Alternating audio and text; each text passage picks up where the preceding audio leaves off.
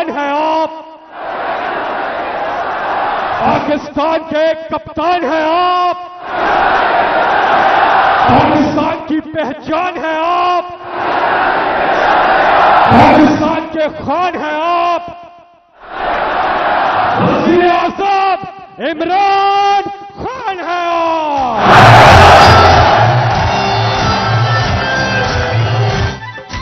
तेरा पाकिस्तान है, ये मेरा पाकिस्तान है, तेरा पाकिस्तान। बिस्मिल्लाहिर्रहमानिर्रहीम। इय्याका नअबुदु व इय्याका नस्तईन। मेरे पाकिस्तानियों, मैं सबसे पहले तो अल्लाह का शुक्र अदा करता हूं कि उसने आपके दिलों में डाला कि हर किस्म की रुकावट के बावजूद आप इतनी तादाद में आज मीनार पाकिस्तान यहां आए और मुझे सुनने आए। और इंशाअल्लाह आज जो मैं आपसे बातें करूंगा, मैं आपको यह बताऊंगा कि हमने अपने मुल्क को किस तरह इस दलदल से निकालना है, जिस दलदल में एक साजिश के तहत हमारी हुकूमत गिराई गई और इस मुल्क के बड़े बड़े जुराइम पेशा लोगों को हमारे ऊपर मुसल्लत किया गया। तो मैं आज आपको अपना प्रोग्राम दूंगा, लेकिन उससे पहले मेरे पाकिस्तानियों, एक चीज तो वाज़ेह हो गई, जो भी आज पावर में बैठे हैं उनको आज एक पैगाम जाना चाहिए कि लोगों का जुनून रुकावटों से नहीं रुक सकता, कंटेनर्स नहीं रोक सकते।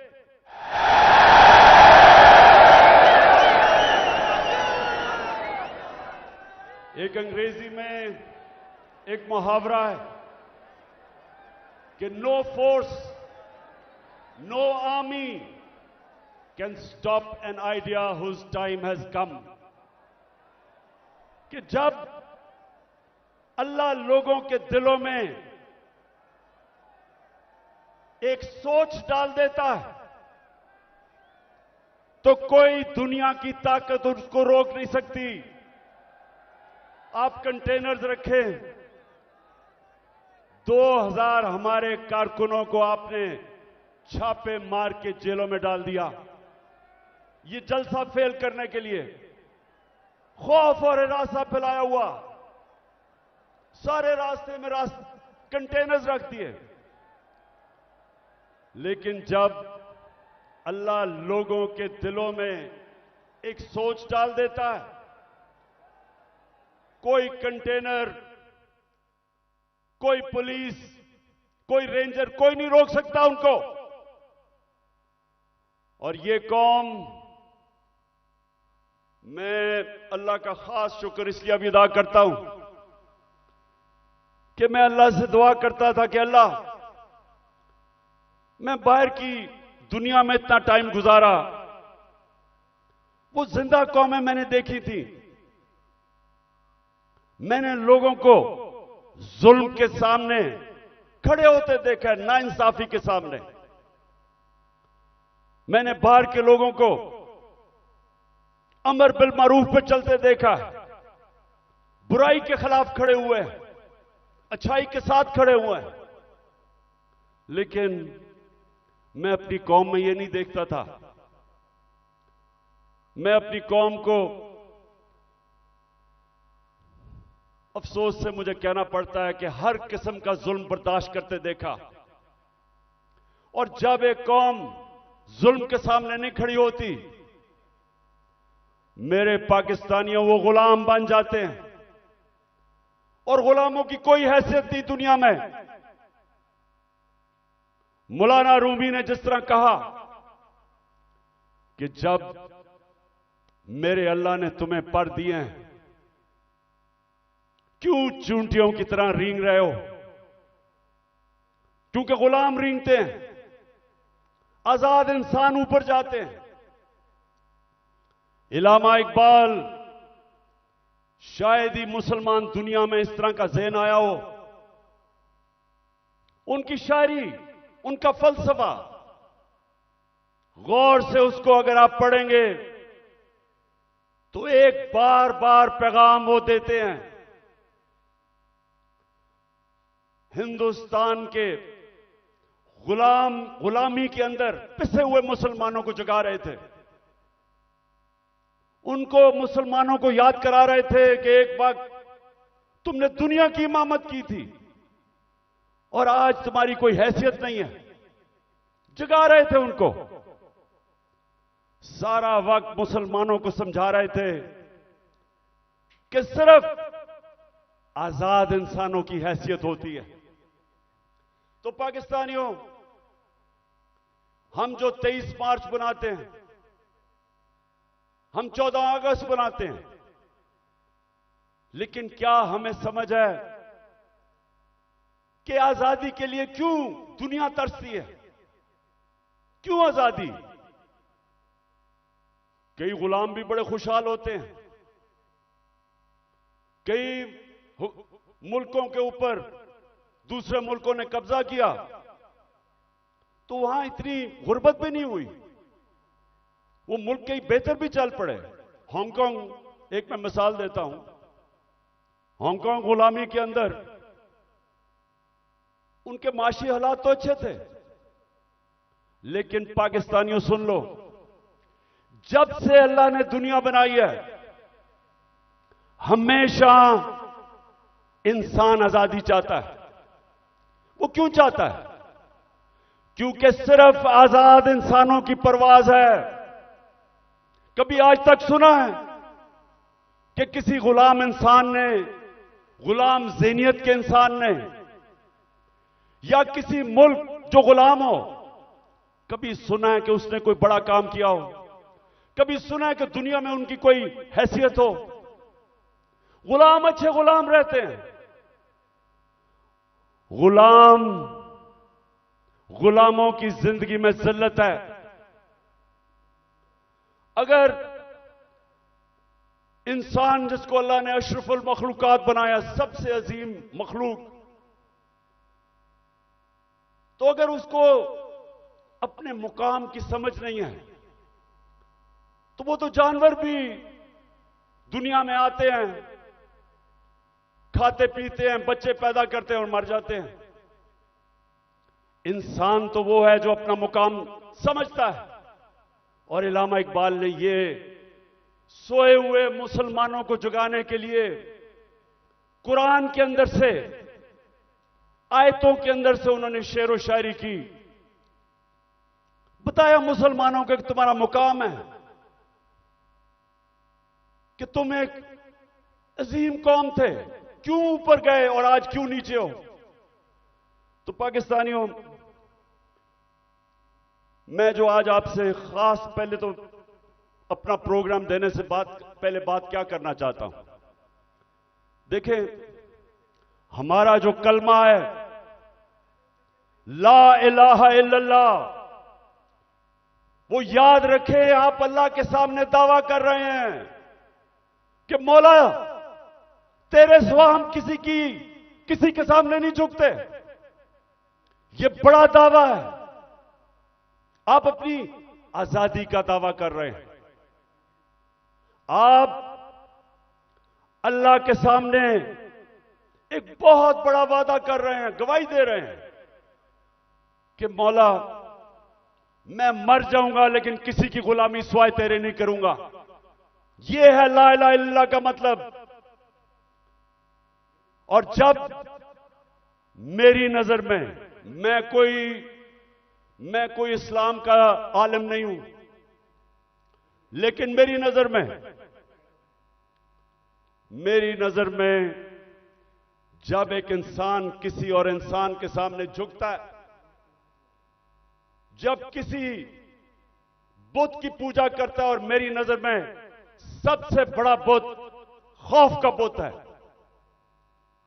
जब वो खौफ की गुलामी करता है, वो इंसान जो कुरान में कहते हैं, अल्लाह कहता है कि जब इंसान गिरता है जानवरों से भी नीचे चला जाता है। तो मेरे पाकिस्तानियों, यहां 23 मार्च 1940, 23 मार्च 1940 मेरे सबसे पाकिस्तान के अजीम लीडर कायदे आजम, उन्होंने एक बहुत बड़े ख्वाब पाकिस्तान की रेजोल्यूशन पास की थी। मेरे वालिद इकरामुल्लाह खान न्याजी इसी मिंटो पार्क में वो सुन रहे थे, और वो भी इस ख्वाब की कि जी पाकिस्तान बनेगा। हालांकि तब कोई नहीं समझता था कि हमारा पाकिस्तान बनेगा। कायदे आजम जब पाकिस्तान में, जब अभी पाकिस्तान नहीं बना था, जब कराची में पाकिस्तान बनने से 3 हफ्ते पहले जब वो कराची आते हैं, तो अपने असिस्टेंट एडमिरल एहसन को कहते हैं, ये एडमिरल एहसन अपनी डायरीज में लिखते हैं, वो कहते हैं कायदे आजम कहते कि मैं नहीं समझता था मेरी जिंदगी में पाकिस्तान बनेगा। बड़ा मुश्किल था ये मुल्क बनना, बड़ा ख्वाब था। तो आज हम अपने आप से पूछें कि क्या इस पाकिस्तान के लिए ये कुर्बानियां दी थी लाखों लोगों ने? हम जब बड़े हो रहे थे तो नहर के ऊपर जिधर हम रहते थे, वहां मेरी वालदा बताती थी कि जब पार्टीशन हुई तो जो कत्लेआम हुई बॉर्डर के ऊपर, कहती वहां औरतें आई हुई होती थी, 10-15 औरतें इकट्ठी, आदमी कितने सारे आदमी कत्ल हो गए। सारा कोई कहानी थी कि जी मेरी बेटी उठा के ले गए, बच्चे मार दिए। यानी ऐसी दर्दनाक कहानियां थी कि किस खून की कुर्बानी से यह मुल्क बना था। और वो सब आते थे कि जी एक ख्वाब लेके आए थे पाकिस्तान का। तो हमें आज मेरे पाकिस्तानियों पूछना चाहिए अपने से कि किधर हम गलत गए, क्या वजह है कि वो एक अजीम मुल्क नहीं बन सका। तो मैं आज आपको सबसे पहली बात ये बताता हूं, इसलिए नहीं बना कि हम कभी आजाद ही नहीं हुए। अंग्रेज तो चला गया, लेकिन जो हमारे मुल्क के ऊपर मुसल्लत हो गए लोग, उन्होंने तो कभी आजाद नहीं किया पाकिस्तान को। और आजादी होती क्या है? एक तो होती है कि हिंदुस्तान से अंग्रेज चला गया, हम आजाद हो गए, पाकिस्तान बन गया। लेकिन दूसरी आजादी, और ये मैं आज आपको पहले बात करूंगा और फिर अपना प्रोग्राम दूंगा, दूसरी आजादी क्या है, जो असल आजादी है। असल आजादी आपको इंसाफ देता है। एक कौम को असल आजादी तब मिलती है जिस कौम में कानून की हुक्मरानी होती है, जिधर इंसाफ होता है। और इंसाफ का क्या मतलब? कि जिधर ताकतवर और कमजोर कानून के सामने एक बराबर, जिधर कानून कमजोर आदमी को ताकतवर से तहफ्फुज देता है। जब एक माशरे के अंदर एक मुल्क का कानून एक कमजोर को ताकतवर से तहफ्फुज देता है, वो इंसानों को आजाद कर देता है। और वो ये आजाद इंसान मुल्क को उठा देते हैं। तो जो आजादी हमें रूल ऑफ लॉ से मिलनी चाहिए थी, कानून की हुक्मरानी से जो आजादी मिलनी चाहिए थी, वो नहीं मिली। क्यों नहीं मिली? पहले मार्शल लॉ लग गया। मार्शल लॉ का मतलब यह कि आपका आइन खत्म हो गया। जो ताकतवर है वो फैसला करेगा कि कौन सा कानून पे वो चलेगा और कौन से पे नहीं चलेगा। तो मार्शल लॉ लग गया। शुरू में जी लोगों ने बड़ा कहा कि हमारे मुल्क के हालात बड़े बुरे थे, सियासतदान तो काम के नहीं थे। तो चले जी ठीक है, मार्शल लॉ लग गया, हमें खतरा था हिंदुस्तान से। उसके बाद जैसे ही पॉलिटिक्स वापस शुरू हुई, हमारी बदकिस्मती यह कि जो हमारे डेमोक्रेट्स आए, उन्होंने भी कभी कानून की हुक्मरानी नहीं की, वो खुद अपने आप को कानून के ऊपर कर दिया। जब मार्शल लॉ आता था कानून खत्म, आइन खत्म। लेकिन जब हमारे लोग जो डेमोक्रेट्स अपने आप को कहते थे, उन्होंने भी कानून को नहीं चलने दिया, अपने लिए एनआरओ ले लिया, बाकियों को चोरों को बेशक पकड़ो लेकिन हम कानून से ऊपर है। तो जब कानून की हुक्मरानी नहीं आई पाकिस्तान में, लोग तो आजाद नहीं हुए। तो यहां जंगल का कानून रहा है, जो ताकतवर है वो जो मर्जी कमजोर के खिलाफ करे, वो कमजोर बेचारा बेबस है, क्योंकि मुल्क का कानून उसकी हिफाजत ही नहीं करता, और इसलिए लोग गुलाम रहते हैं। आज आप अपने पाकिस्तानी जो यहां से गए हैं बरतानिया, जो यूरोप गए हैं, जो पाकिस्तानी मुल्क से बाहर गए हैं, उन मुल्कों में जिधर हकीकी जमहूरियत है और हकीकी आजादी है, पूछे उनसे कि क्या उनके मुल्क में कब्जा ग्रुप होता है? कब्जा ग्रुप वो होता है जो ताकतवर कमजोर की जमीन पे कब्जा करता है, और कानून बेबस होता है। जिस मुल्क के अंदर ताकतवर कमजोर के ऊपर जुल्म कर सके, उनको बनाना रिपब्लिक्स कहते हैं। और जो मुल्क खुशहाल हैं, जिधर हम कोशिश करते हैं यहां से लोग वीजा लेके जाने के लिए, वहां क्या फर्क है? उधर एक लफ्ज इस्तेमाल आजकल हो रहा है, level playing field. Level playing field का मतलब यह नहीं है कि इमरान खान के हाथ पीछे बांध लो और दूसरे को सारा इंतजामिया सारी उसकी मदद करे और तब इलेक्शन लड़ाओ। लेवल प्लेइंग फील्ड का मतलब होता है कि कमजोर और ताकतवर कानून के सामने बराबर। इसलिए वो माशरे खुशहाल हैं। हमारा मसला क्या है? हमारा मसला ये है कि हमारी बदकिस्मती है। बेचारे गांव के अंदर जाओ, आदमी थाना कचहरी पटवारी वो ठोकरें खाता फिरता है। इंग्लैंड के अंदर, यूरोप में क्यों नहीं थाना कचहरी पटवारी? वहां क्यों नहीं है? क्योंकि इंसाफ है।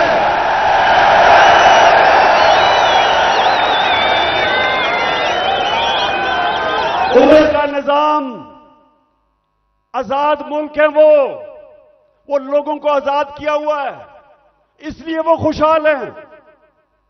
वहां बेचारा, मैं गांव में, अब मियांवाली में जब मैं गया पहली दफा, आज से 26 साल पहले पॉलिटिक्स के लिए, तो मुझे पहली दफा समझ आई कि बेचारा क्यों गरीब आदमी जकड़ा हुआ है, कमजोर आदमी,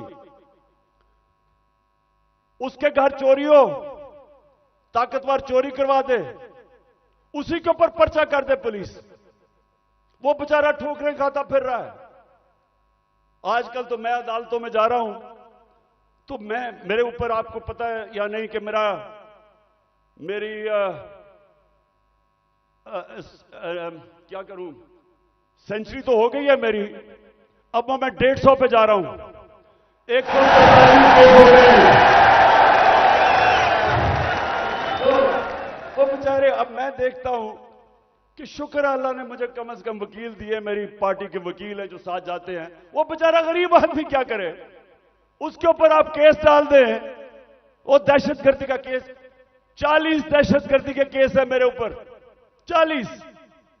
तो सोचे वो बेचारा गरीब आदमी, उसका मुखालिफ हो, उसकी जमीन पे कब्जा करना हो, कुछ भी हो, उसके ऊपर केस डाल दे, वो सारी जिंदगी बेचारा तबाह हो जाता है। ये है गुलामी। सिंध में जाएं, जो सिंध के अंदर जुल्म है आप अंदाजा ही नहीं कर सकते। जो वहां के इस वक्त मुसल्लत हैं, जिसको जरदारी सिस्टम कहते हैं, कोई लोग उनके सामने बेबस हैं, मिजाल नहीं है कुछ कर सके। पुलिस थाने जाएंगे वहां डरते हैं, गुंडे पाले हुए हैं जो उनको पैसे ले लें, कुछ कर दें, डराएं धमकाएं, कोई आदमी आवाज अपनी नहीं उठा सकता जुल्म के खिलाफ। गुलाम है, कैसे कौम उठ सकती है? तो जो आज मैंने आपसे ये जो बात कर रहा हूं आजादी की, क्योंकि असल में हमारी जंग है हकीकी आजादी की, और हकीकी आजादी तब आएगी जब मुल्क में रूल ऑफ लॉ और इंसाफ होगा, जब इंसाफ होगा, लोगों के हुकूक होंगे। जब लोगों के हुकूक होंगे, जब एक मुल्क का अदालती निजाम लोगों की हकूक की हिफाजत करेगा, आपको कोई लंदन या इंग्लैंड जाना नौकरियों के लिए पड़ेगा, कोई यूरोप नहीं जाना पड़ेगा नौकरियों के लिए। अल्लाह ने इस मुल्क को हर चीज दी है, हमें कोई जरूरत नहीं है कि वीजों के पीछे लाइनों में खड़े हों फिर पैसे दें। बेचारे वो पाकिस्तानी, मैं तो खैर सब पे भी दिल रोता है, लेकिन जो पाकिस्तानी, कितने लोग हमारे डूबे हैं कि रात में वो छोटी सी किश्तियों के अंदर किसी तरह यूरोप में घुसते घुसते हमारी बेचारी हॉकी प्लेयर वो जा रही थी कि किसी तरह वो यूरोप चली जाए, वो बेचारी डूब गई और लोगों के साथ। क्यों है? इसलिए नहीं कि पाकिस्तान में वसाइल की कमी है। मैं 3.5 साल जब प्राइम मिनिस्टर रहा हूं, मुझे खुद हैरत होगी कि अल्लाह ने इस मुल्क को क्या क्या नेमतें बख्शी हैं। लेकिन जब कानून ही नहीं है, जब इंसाफ ही नहीं है, जब जिसकी लाठी जिसकी भैंस, जब तक जो मर्जी करे, वो मुल्क कैसे उठ सकता है? कौन सी आप इकोनॉमिक पॉलिसी लेके आएंगे उस मुल्क में जिधर इंसाफ ही नहीं है, जिधर कॉन्ट्रैक्ट एनफोर्समेंट नहीं है, जिधर रूल ऑफ लॉ नहीं है? आप जो मर्जी कर लें, उस मुल्क की किस्मत तो तबाही है। इसीलिए हजरत अली ने फरमाया था कि कुफर का निजाम चल जाएगा लेकिन जुल्म का निजाम नहीं चल सकता। जब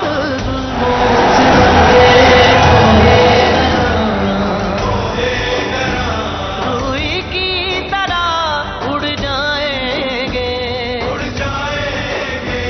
हम महकूम के पांव तले, ये धरती धड़ धड़ धड़केगी और अहले हुक्म के सहरुख पे जब बिजली कड़कड़ कड़केगी हम देखेंगे। अच्छा मेरे पाकिस्तानियों, मैं एक तारीख का तालिब इल्म हूं। मैंने शुरू में जैसे मैं प्राइम मिनिस्टर बना, मैंने अपनी कौम को समझाने की कोशिश की कि मेरा जो अल्लाह है,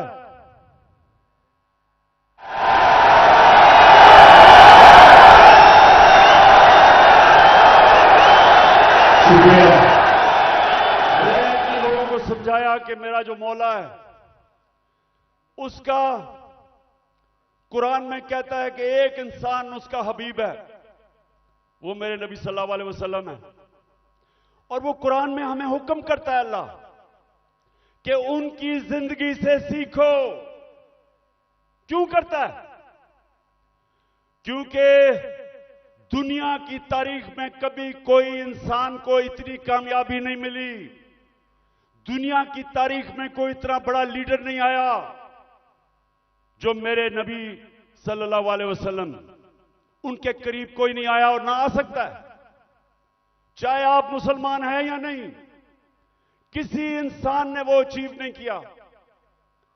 तो जब अल्लाह का हुक्म है कि उनकी जिंदगी से सीखो, तो उनकी जिंदगी एक तो उनके अमाल है, लेकिन मदीना की रियासत उनकी सुन्नत है।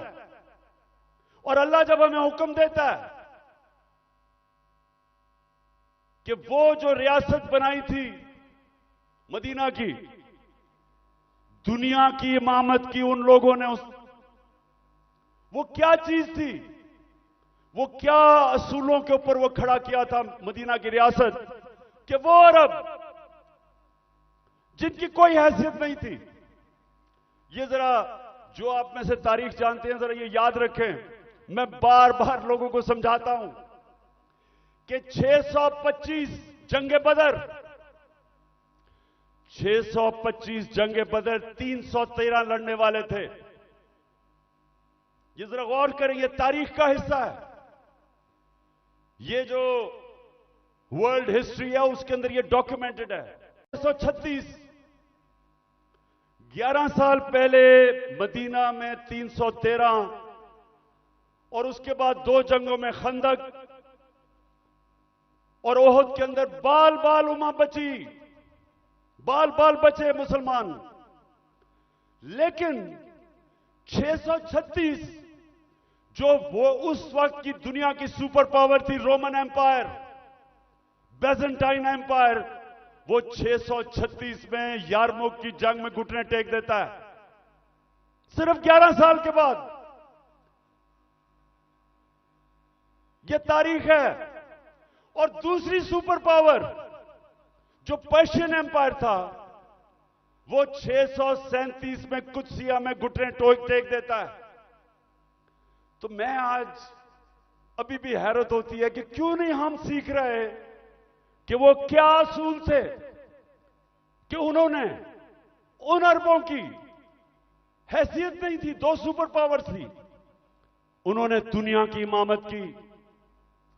सबसे पहले मदीना की रियासत में उन्होंने जो असूल खड़ा किया था, अदल और इंसाफ, उन्होंने लोगों को इंसाफ देकर आजाद किया था, गुलामी से आजाद किया था। जब इंसाफ मिला उन लोगों को, इंसान बराबर हो गए कानून में। हजरत अली रज़ी अल्लाह ताला खलीफा वक्त एक यहूदी से काजी केस उनके खिलाफ फैसला कर देता है कि बेटे की गवाही नहीं मानता। यह मुसलमानों का इंसाफ था। आज की दुनिया में मुझे बताएं, अपने मुल्क को तो छोड़े ना, मैं बात कर रहा हूं जो मगरिबी मुल्क अपने आप को इंसाफ के आज हमारे से बहुत आगे समझते हैं, क्या वहां भी हो सकता है आज ये कि अक़लियत वो एक खलीफा वक्त से केस जीत जाए, और वो भी हजरत अली रज़ी अल्लाह ताला उनका मुकाम, क्योंकि इंसाफ था। मेरे नबी सल्लल्लाहु अलैहि वसल्लम कहते हैं कि मेरी बेटी भी चोरी करेगी तो उसको सजा मिलेगी। हजरत उमर, बेटा जब उनका कानून तोड़ता है कोड़े मरवाते हैं उसको, कोई कानून के ऊपर नहीं था, इंसाफ था।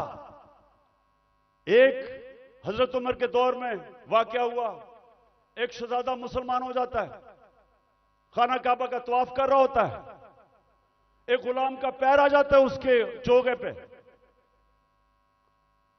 वो मारता है उसको, गुलाम को। गुलाम जाके हजरत उमर को बताता है, हजरत उमर उस शहजादे को बताते हैं कि तुमने ये किया था। हाँ, उसने कहा इसकी जुर्रत है।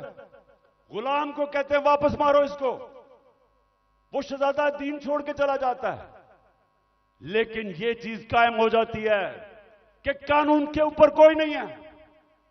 तो पाकिस्तानियों, अपनी तारीख से सीखो, सीखो।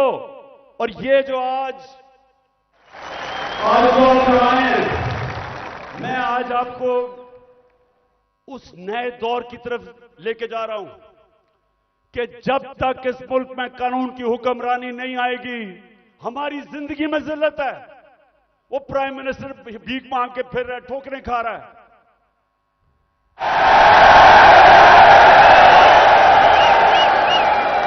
अब तो खैर जनरल बाजवा का बयान आ गया है कि 40 मिनट में इसको बुरा भला कहता था, चुप करके शहबाज शरीफ मेरी बात सुनता था। अब यह होता है कि जब डिक्की में घुस के आप प्राइम मिनिस्टर बनने की कोशिश करें। बहरहाल मैं आगे आपको बताता हूं। देखिए, आप सुने मेरी बात। देखिए, आप हिंदुस्तान की तारीख देखें। जब दिल्ली की सल्तनत थी 350 साल, जो हुक्मरान जिसके दौर में इंसाफ था वहां खुशहाली थी, जो जालिम था वहां कैद भी पड़े। तारीख उठा के देख लें। जब शेर शाह सूरी जो हिंदुस्तान का बहुत ही अजीम लीडर था, वो कैसे ऊपर आया था? उसके बाप की एक जागीर थी, उसको कहा वो जागीर संभालो बिहार के अंदर। उसने जागीर को एक मिसाल बना दिया। कैसे? कानून की हुक्मरानी कायम करके सारे बड़े बड़े डाकुओं को उसने मार दार के भगा दिया, अमन कायम कर दिया। सारे इर्द गिर्द से जो ताजर थे वो सारे उधर पहुंच गए, वो खुशहाल हो गया। सबसे ज्यादा खुशहाल उसकी जागीर हो गई, उधर से वो उठा। तो जब विंस्टन चर्चिल जब दूसरी जंग अजीम में तबाह हो रहा था ब्रिटानिया, तो उससे जब लोगों ने आके पूछा कि जी हम बच जाएंगे, हिटलर की फौजें पहुंच गई हैं, यूरोप फतह कर लिया है, या बमबारी हो रही है, क्या हम बच जाएंगे? तो चर्चिल ने कहा कि क्या हमारी अदालतें इंसाफ दे रही हैं? जब उन्होंने कहा हां, तो कहता कोई ताकत नहीं हमें हरा सकती। तो मेरे पाकिस्तानियों ये याद रखें कि जो जुल्म का निजाम है, ये आप फैसला करना कि आपने उसका मुकाबला करना है। तो मैं अब आपको बताना चाहता हूं कि ये जो जुल्म का निजाम मौजूदा पाकिस्तान में वो है क्या। जरा अब मैं थोड़ी एक दो वीडियोस आपको दिखाऊंगा ताकि आपको पता चले कि यहां किस किस्म का जंगल का कानून है आज, या जंगल का कानून है, या कोई किसी को परवाह नहीं है कि कानून मुल्क का है या क्या है। जो दिल करा जिसको पकड़ा उठा लिया। 2000 हमारे कारकुनों को उठा लिया इन्होंने, रातों को गए, घरों से उठा लिया। वो बेचारी डॉक्टर रुबीना अपनी क्लिनिक में बैठी थी, उसको उठा के ले गए। वो मैं भी आपको बाद में आता हूं, पहले मैं जरा आपको बताना चाहता हूं कि ये हुआ क्या हमारे साथ। पहली दफा 25 मई में हमने एक मार्च की इस्लामाबाद। 3 मार्चेस पीडीएम के लोगों ने मेरी दौर में की थी। एक एफआईआर नहीं कटी, कोई रुकावट नहीं थी। बल्कि तो मैंने कहा था आप मार्च करें, मैं आपके लिए खाने खूने का बंदोबस्त करूंगा।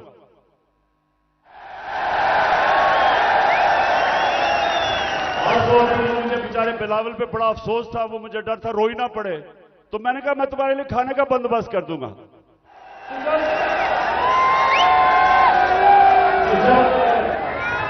जब 25 मई को हमने मार्च की, लोगों के घरों में घुस के 3-3 बजे पुलिस ने लोगों को उठाया, पकड़ के ले गए लोगों को।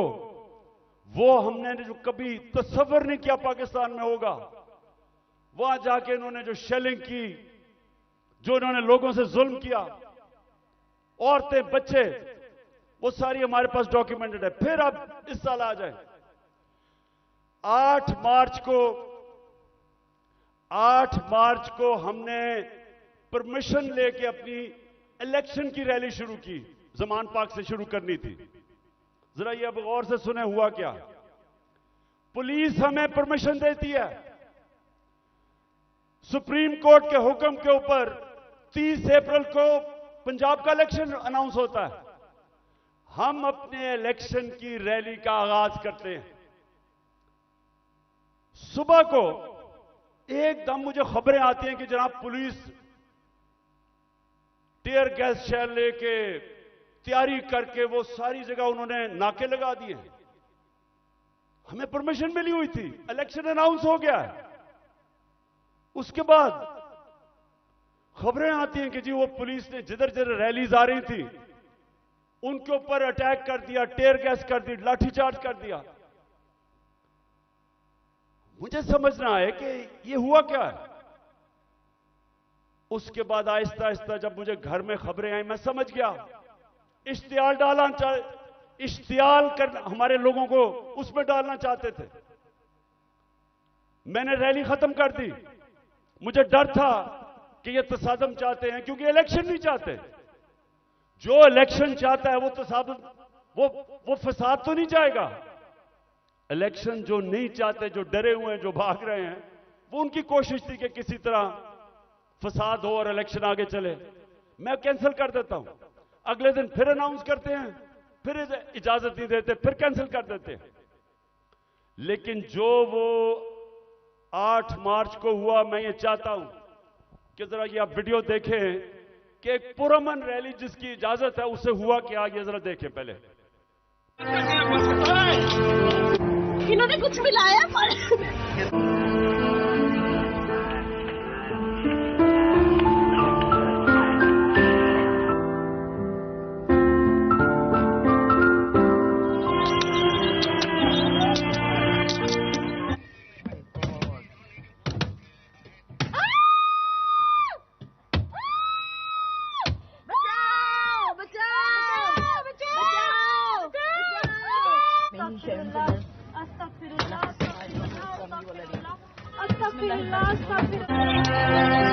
गाड़ी तोड़ी है, मेरे कपड़े फाड़े हैं, दे सकते हैं दंड।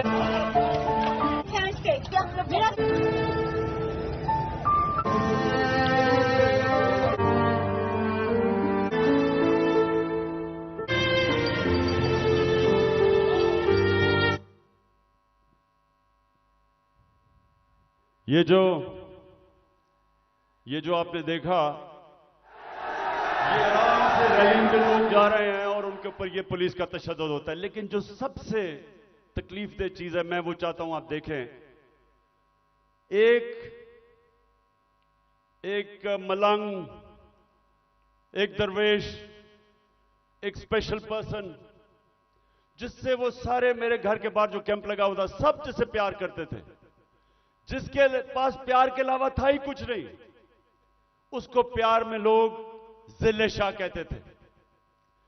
अब जरा एक वीडियो देखें जिले शाह की, ताकि आपको समझ आए कि वो किस तरह का इंसान था। और मैं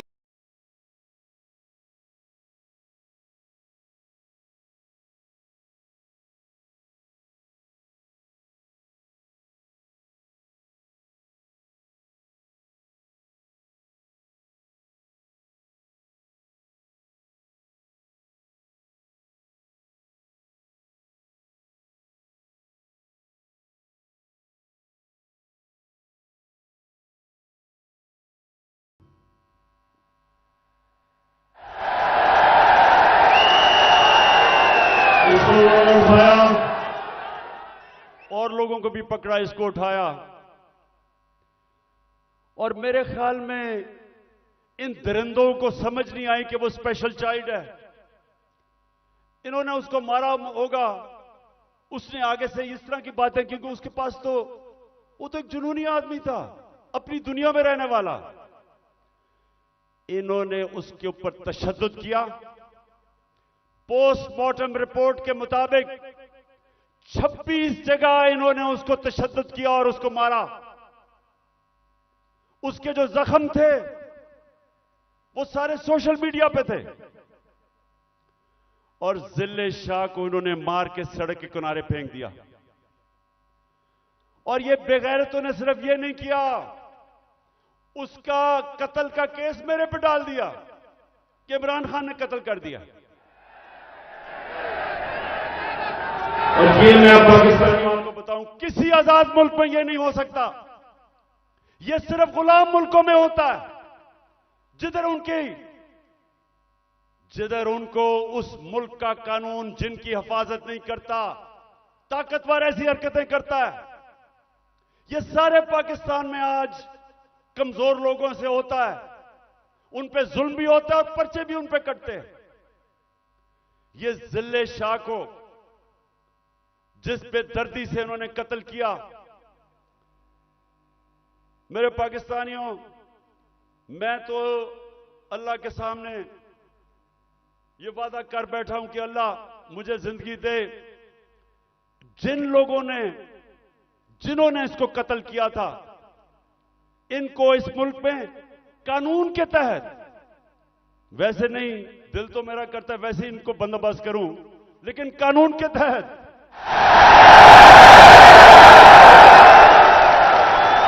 इससे ज्यादा लोग नहीं हो सकते। ये इंसान नहीं है, ये दरिंदे भी नहीं है। ये कैसा, ये इनके जो ज़हन है, ये बीमार लोग हैं। और इन्होंने उसके बाद मेरे पे कत्ल का केस किया। उसके बाद 3 दिन के बाद इनको अकल आई, फिर कहते एक्सीडेंट में मर गया। उसके बाद क्या हुआ आप जरा आगे सुने। उस दिन यह हुआ 14 मार्च मेरे घर एक वारंट लेके आ गया। मैंने उनको समझाया कि जो वारंट थी वो गैर कानूनी थी। मेरे पास बेल थी 18 मार्च की, जो मैंने पहले ही फैसला किया था कि मैंने इस्लामाबाद जाना है अदालत में। तो मैं तो पहले ही जा रहा था, पुलिस आ गई जी आपको इस्लामाबाद लेके जाना है। मैंने श्योरिटी बॉन्ड दिया वकील ने। अगर कानून कहता है श्योरिटी बॉन्ड दे दो तो पुलिस आपको अरेस्ट नहीं कर सकती। श्योरिटी बॉन्ड के मैं पहले ही 18 को अदालत में पेश हो रहा हूं। इन्होंने मेरा श्योरिटी बॉन्ड नहीं लिया। 3 तरफ से जुबान पाक के ऊपर हमला हो गया। रेंजर्स, पुलिस, 3 तरफ से हमला। जिस तरह पता नहीं इमरान खान को कितना बड़ा दहशतगर्द था। सारा टीयर गैस शेलिंग इन्होंने वो चलाई, वो वाटर कैनन जिसके अंदर केमिकल था। फिर इन्होंने बंदूकें चलाई, पैलेट गन चलाई। मैं सिर्फ ये अब आपको दूं जो उस दिन हमारे साथ हुआ। मुझे पहली दफा पता चला पाकिस्तानियों कि फलस्तीन के लोगों के ऊपर इस्राइल क्या करता है, कि कश्मीर के लोगों के ऊपर हिंदुस्तान क्या करता है। मुझे ऐसे एहसास हुआ कि क्या जुल्म हो सकता है अगर आपकी रियासत आपके ऊपर हमला कर दे। हुआ जिस तरह इन्होंने अटैक किया और हमारे ऊपर पर्चे काट दिए। पानी फेंका गया है।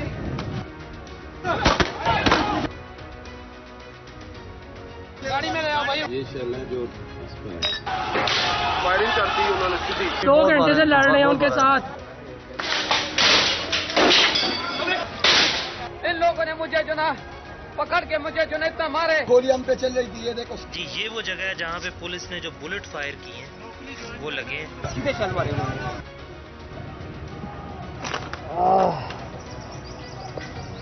ये इन्होंने शेलिंग शुरू कर दिया।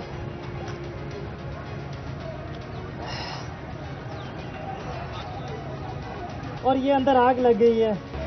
ये बचे। आज अगर आप फ्रांस में देखें, वह लोग मुजाहरे कर रहे हैं पेंशन्स के ऊपर। कभी आपने टीवी के ऊपर देखा वो चीजें भी जला रहे हैं, वो गाड़ियां भी जला रहे हैं। कभी आपने देखा कि पुलिस उनके ऊपर फायरिंग कर रही है या रेंजर्स? कभी आपने देखा कि उनके लोगों को अगवा करके लेके जा रहे हैं गैर, और फिर तशद्दुद कर रहे हैं उनके ऊपर? कभी फ्रांस के अंदर यह नहीं होगा, क्योंकि वो लोग आजाद हैं। उनके कानून उनकी हिफाजत करता है, उनको इजाजत देता है कि पुरअमन एहतजाज करो। और हम तो एहतजाज भी नहीं कर रहे थे। लोग क्यों मेरे घर के बाहर आए? क्योंकि लोगों को पता था कि ये मुझे अरेस्ट जो करने आए हैं वो गैर कानूनी है। और लोगों को यह भी पता था कि ये जेलों में डाल के तशद्दुद करते हैं। सारे लोगों को पता था कि जो आजम स्वाति से क्या किया, जेल में डाल के कपड़े उतारे, तशद्दुद किया एक 75 साल आदमी को। कोई शर्म नहीं इनको आई। क्या पाकिस्तान का आईन राइट टू डिग्निटी देता है? किसी को इजाजत नहीं देता कि किसी को नंगा करके उसको जलील करो, उसकी वीडियो बनाओ। उससे पहले शहबाज गिल, उसको उठा के ले गए, 2 दिन उसको पकड़ के उल्टा लटकाया, उसको नंगा किया, उसके ऊपर हर किस्म का तशद्दुद किया। फिर सोशल मीडिया के लड़कों को पकड़ के ले गए।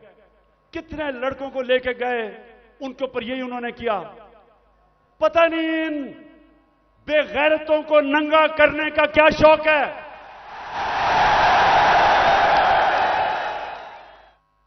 जो ये कर रहे हैं इनको साइकाट्रिस्ट के पास लेके जाएं। ये नॉर्मल लोग नहीं हैं,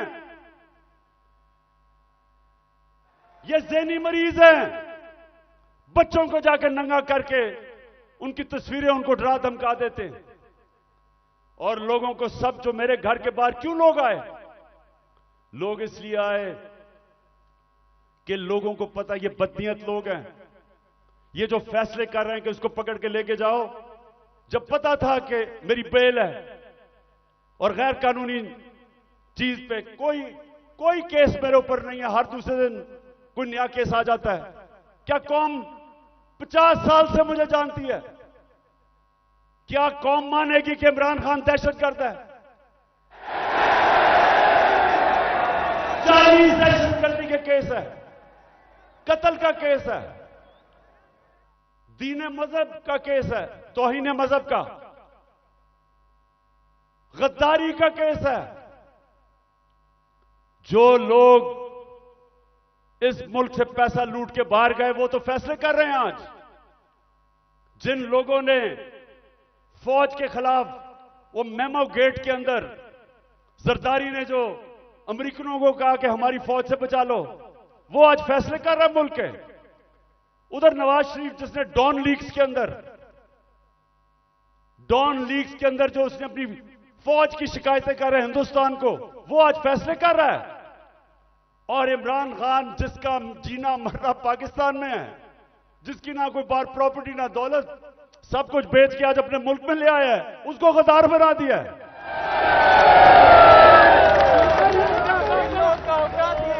तो लोगों ने, और मैं आपको एक और वाकया बताऊं, इतनी 26 घंटे मेरे घर के ऊपर हमले हुए, आखिर में इतनी टेयर गैसिंग की, रेंजर्स आ गए, 72 बंद गाड़ी ले आए मेरे घर के बाहर, आर्मड कार, कि पता नहीं कलभूषण से भी ज्यादा बड़ा कोई गद्दार बैठा हुआ है वहां। तो आखिर में लड़के थक गए, वो सारे डरे हुए थे कि इनकी नीयत ही नहीं ठीक। पहले इन्हीं लोगों ने तो पहले मुझे कत्ल करने की कोशिश की है, अब यही लोग अब मुझे जेल में लेके जाएंगे, सब डरे हुए थे। तो मैंने जब सुबह आखिर में इन्होंने एक इतनी बड़ी वारदात की जो आर्मर्ड कार के साथ आ गए, तो मैंने उनको सबको कहा, 50 लड़के रह गए थे, मैंने उनका देखो बात सुनो, मैं यहां खून नहीं चाहता। तो मैं अपना बैग पैक किया हुआ था, मैं क्या मैं जा रहा हूं, मैं अपने आप को हिरासत में देने लगा हूं क्योंकि मैं नहीं चाहता आपका किसी का खून हो। वो सामने लेट गए, उन्होंने कहा हमने नहीं जाने देना कि ये आपको मार देंगे। और जो इन्होंने किया है, हमारे लोगों को जिस तरह उठा के तशद्दुद किया है, वो ठीक कह रहे हैं। ये जो आज पाकिस्तान में हो रहा है ये तो कभी हुआ ही नहीं है। 2000 लोग हमारे उठाए इन्होंने, और कैसे लोग उठाए? अजहर मशवानी, सोशल मीडिया का बेचारा नौजवान, उसको पता ही नहीं कि किधर उठा के ले गए। उसके मां बाप की मुझे मैसेजेस आ रही हैं कि जी वो मेरा बेटा किधर गया, उसकी बहनें कर रही हैं, भाई आए हैं। उसको हसान न्याजी, मेरा भांजा, इंग्लैंड से बैरिस्टर बन के आया कि जी मैं पाकिस्तान की खिदमत करूंगा, वो बेल लेके आया, उसको उठा के ले गए। और क्योंकि वो मेरा भांजा था, उसके ऊपर उन्होंने तशद्दुद किया। वही उन्होंने जो किया कि उसको जलील करने के लिए जो सबसे करते हैं बेगैरत लोग, कि शर्म नहीं आती कि आप उनके कपड़े उतारें और आप उनको जलील करें। जलील तो आप हैं, अल्लाह कभी जलील नहीं होने देता किसी को, उसके हाथ में इज्जत और जिल्लत है।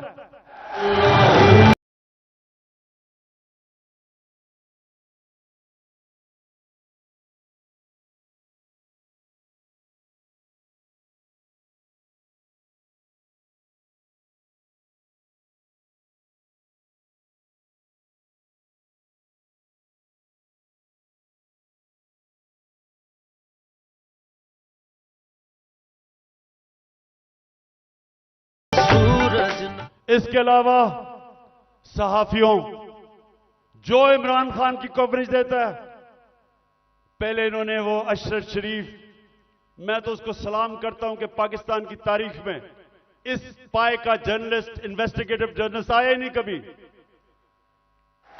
वो आदमी जिसकी कोई कीमत नहीं थी, जमीर की कीमत नहीं थी, खौफ को काबू पा चुका था। धमकियों के बावजूद वो खड़ा था राय हक पे, मुल्क से बाहर गया, कत्ल करवा दिया।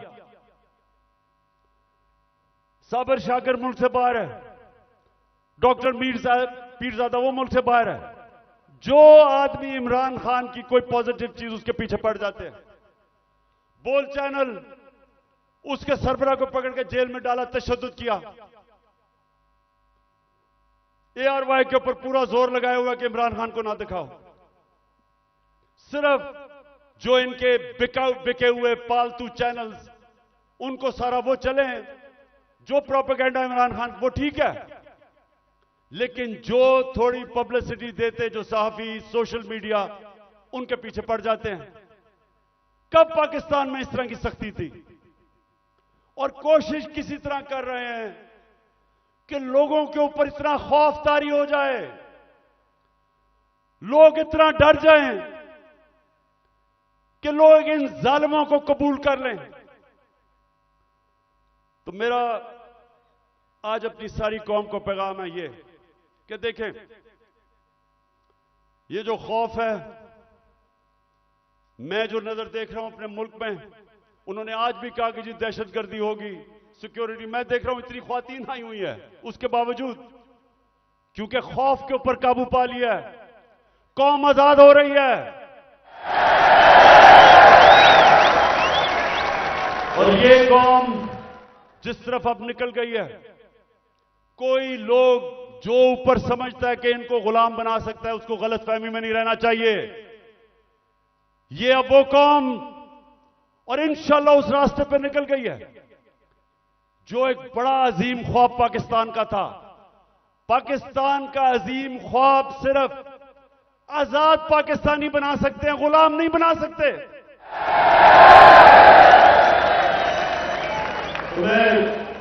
पहले तो मैं और भी बता दूं कि मुझे इतना अफसोस है जिस तरह के लोगों को पकड़ा।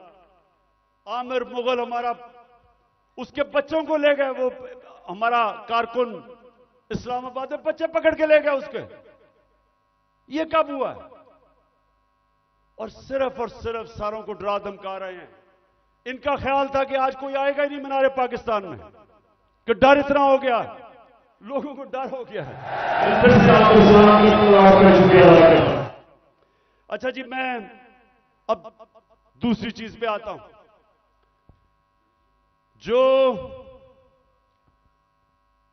जो इन्होंने, अच्छा मुझे जब बुलाया इस्लामाबाद, अच्छा उससे पहले मैं बताऊं कि मैं जब इस्लामाबाद जाना था 18 तारीख को, इन सबको पता था कि मैं पहले अदालत में गया था। उससे पहले 17 की शाम को अदालत ने मुझे कहा था कि अब कोई पंजाब पुलिस आपके घर कुछ नहीं करेगी।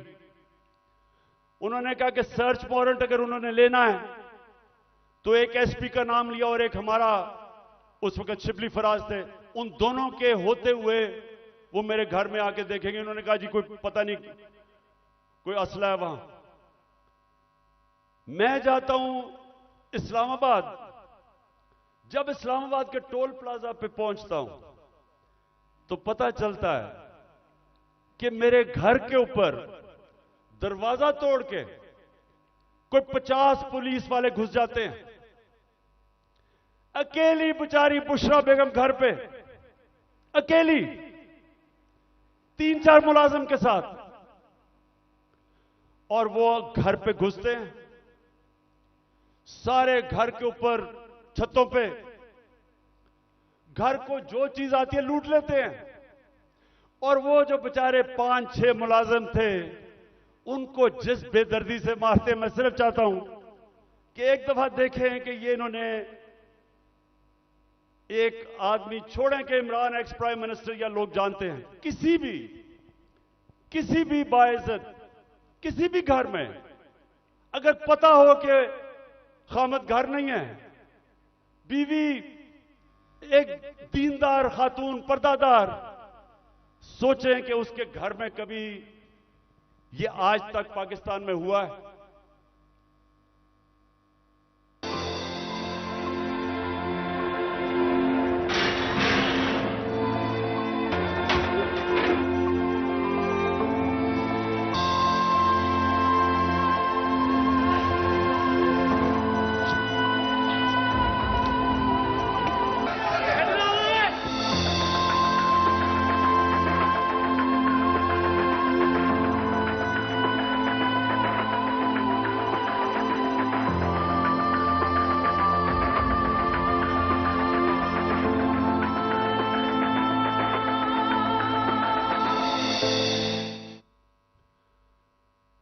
मैं वो सारे जो ऑफिसर्स इस मुल्क में, हमारे जजेस साहिबान, पुलिस के ऑफिसर्स, फौज के ऑफिसर्स,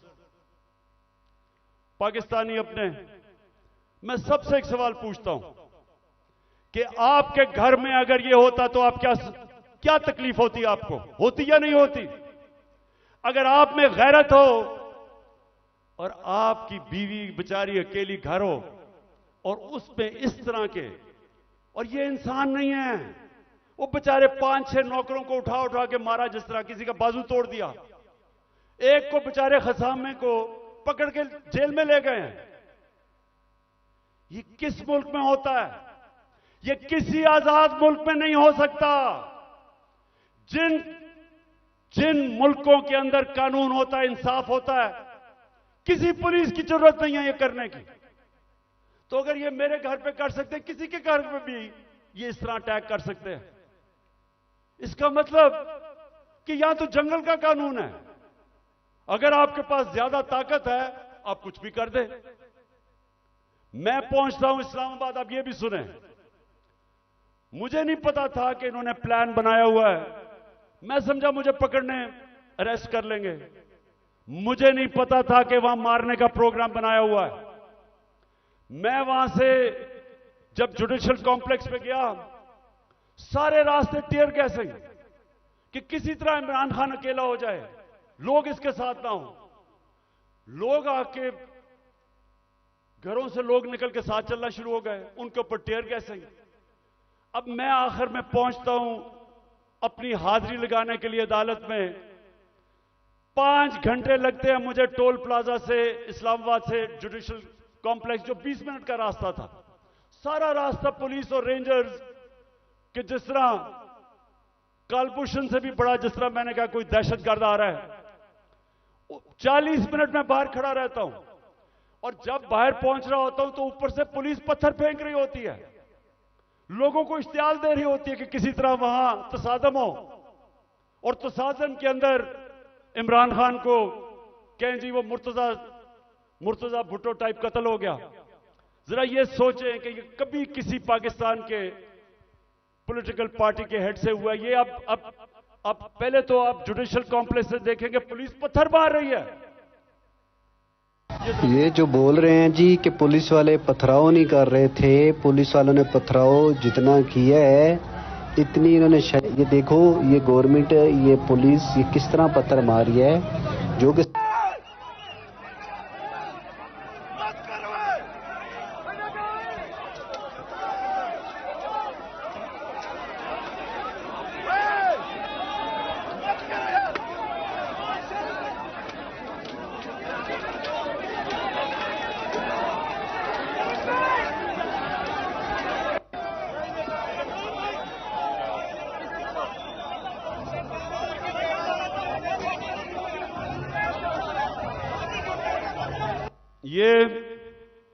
अब ये पहले पथराव कर रहे हैं, नीचे लोगों को इन्होंने इश्तियाल में डाला, और फिर मैं जब गाड़ी दरवाजा खोलता हूं तो सामने, आपके सामने, वो गाड़ी के सामने पुलिस देखे और वो मारना शुरू कर देती है।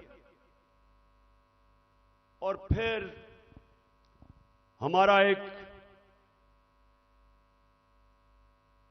पीटीआई का एक कारकुन आता है मेरी गाड़ी में, और वो अंदर से आता है, कहता है जल्दी से निकलें, यहां अंदर सारा नामालूम अफराद कब्जा करके बैठे हुए हैं, सीटीडी की वर्दियों में वो हैं और उनका कोई और, उनके अज़ाइम कुछ और हैं और अल्लाह बचाने वाला है कि हम बिल्कुल ठीक टाइम पे वहां से निकलते हैं। जब निकलते हैं तो आईजी इस्लामाबाद पुलिस वालों को गालियां निकालते, तुमने निकलने क्यों दिया। यह हो रहा है आज मेरे साथ। वापस आता हूं, पता चलता है जी एक और ऑपरेशन की तैयारी हो गई है। 1000 रेंजर तैयार बैठे हुए हैं, क्योंकि पुलिस अब झिझक रही है ज़मान पाक पे अटैक करने के लिए, तो 1000 रेंजर तैयार किए हुए हैं ज़मान पाक को फतह करने के लिए। तो वो मुझे पता चलता है, मैं टीवी पे आके लोगों को बताता हूं प्लान क्या है। प्लान तो मुझे अंदर से पता चलता है। जिस तरह जब मुझे कत्ल करने लगे थे तो मैंने 1.5 महीना पहले सारी कौम को बताया था कि इन्हें दीनी इंतहा पसंद के नाम पे वारदात करनी है, और वही हुआ। तो फिर मुझे तो अंदर से इंफॉर्मेशन थी कि इन्होंने क्या करना था। तो बहरहाल अब मैं आगे चलता हूं। जो 30 अप्रैल का इलेक्शन उन्होंने डिले किया, ये कौम जरा गौर से सुन लो। अब ये जो मुल्क में अब जंगल का कानून आ रहा है और तकरीबन आ गया, ये जो इन्होंने किया है कि जब आइन कहता है कि 90 दिन में इलेक्शन होगा, जब पाकिस्तान का सुप्रीम कोर्ट कहता है कि 30 अप्रैल को पंजाब का इलेक्शन है, तो किस मुंह से इलेक्शन कमीशन ने कहा कि जी अक्टूबर में इलेक्शन होगा। हमारे पास जी कहते पैसे नहीं है। तो मुझे यह इलेक्शन कमीशन मुझे यह बताए कि मुल्क का तो तुमने वैसी तवालियां निकलता जा रहा है, तो अक्टूबर में किधर से पैसे आएंगे। तो इसका मतलब तो इलेक्शन होंगे नहीं। कभी इस तरह का सुना है किसी महज़ब माशरे में कि आइन कह रहा है कि इलेक्शन होंगे और यह कहते पैसे नहीं है जी इसलिए इलेक्शन नहीं। झूठ बोला कि जी आईएमएफ कह रहा है। आईएमएफ ने तस्दीक की कि हम नहीं कह रहे। तो कोशिश क्या है इनकी, इलेक्शन से भागो। अगर आइन तोड़ना पड़ता तो तोड़ो, किसी तरह इमरान खान इलेक्शन के में जीत के इक्तदार में ना आ जाए, बस ये 1 पॉइंट एजेंडा है। उसके लिए हम अदालत में जा चुके हैं और मैं आज सारे पाकिस्तान की लीगल कम्युनिटी को यहां से अपील कर रहा हूं कि ये वो वक्त आ गया है कि आज आपने स्टैंड ना लिया, अगर आज आप आइन के साथ ना खड़े हुए, तो उसके बाद मुल्क में कानून खत्म। जो ताकतवर चाहेगा वही कानून होगा। जब वो फैसला करेगा कि इलेक्शन है तो तभी इलेक्शन होगा। तो पाकिस्तानियों, हमने सबने पाकिस्तान के सुप्रीम कोर्ट के साथ खड़ा होना है। हमने पाकिस्तान के आइन के साथ खड़े होना है। हमने सारे हाथ खड़ा करके बताएं कि आप खड़े होंगे पाकिस्तान की आइन के साथ, सुप्रीम कोर्ट के साथ।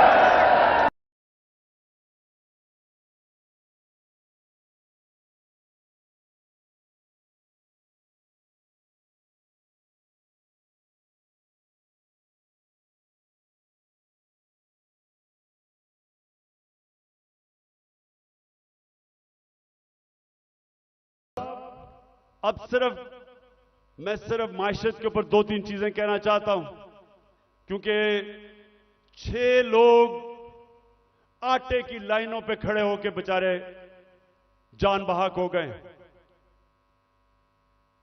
मैं सबसे पहले सवाल पूछता हूं कि अगर आपने आटा बांटना है तो क्या यह तरीका है कि इस तरह लोगों को जलील खड़ा करके जिल्लत देके कभी इस तरह भी आटा बांटा जाता है?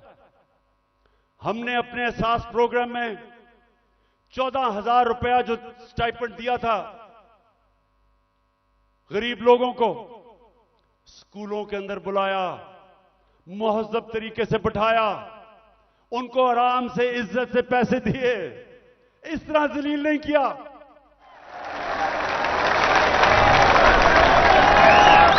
और दूसरा, मैं आज सिर्फ यह सवाल पूछना चाहता हूं कि कौन सी ऐसी चीज, क्या क़यामत आ गई कि हमारे पिछले अप्रैल के अंदर जब हमारी हुकूमत थी 1 किलो आटा 55 रुपए का था, आज 115 रुपए का गवर्नमेंट का रेट है और बाजार में 155 रुपए का मिल रहा है 1 किलो।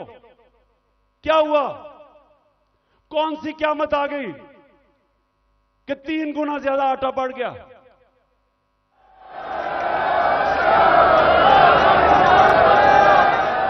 जनरल बाजवा वो आजकल इंटरव्यू देते हैं, तो एक इंटरव्यू में कहा उसने कहा इमरान खान बड़ा खतरनाक था पाकिस्तान के लिए, शायद इसलिए उसने हटाया और इनको ले आया।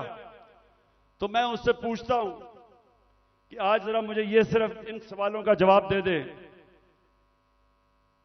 कि आज, पहले मैं तेल पे आता हूं, आज दुनिया की आलमी मार्केट के अंदर जो तेल बिक रहा है वो $70 से $75 इस पे तेल बिक रहा है। हमारे दौर में $110 से $115 पे था।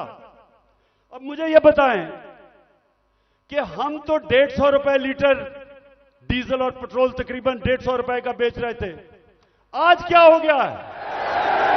आज होता है कि 293 रुपए का डीजल और 272 रुपए का पेट्रोल, तो दुनिया में तो तेल तकरीबन आधा हो गया है। तो हमें यह समझाएं कि आटा भी उस्मानों पे। आज जो पाकिस्तान की जो हर हफ्ते वीक ऑन वीक जो कहते हैं एसपीआई, जो महंगाई है वो 47% पे पहुंच गई है। सारे पाकिस्तान के महंगाई के रिकॉर्ड टूट गए। हिंदुस्तान, जब हमारी हुकूमत थी तो हिंदुस्तान में महंगाई 5.5% थी, पाकिस्तान में 10% के करीब थी।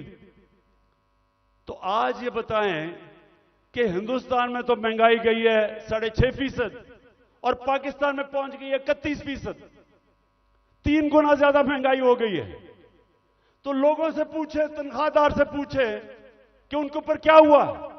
हम जब थे डॉलर, पिछली मार्च में जब इन्होंने नो कॉन्फिडेंस किया था तो डॉलर कितना था? 178 रुपए का, आज पहुंच गया 283 रुपए का। यानी अगर आपके बैंक में पिछली मार्च अप्रैल में आपका 100 रुपया था तो वो 65 रुपया रह गया है। वो जो 100 रुपया था वो सिर्फ आज 65 रुपए की चीजें खरीद सकता है। तो मैं बाजवा से पूछता हूं कि मैं तो बड़ा खतरनाक था, तो ये बताएं कि ये किसको ऊपर बैठा दिया है कि पाकिस्तान घुटनों पे पहुंच गया है।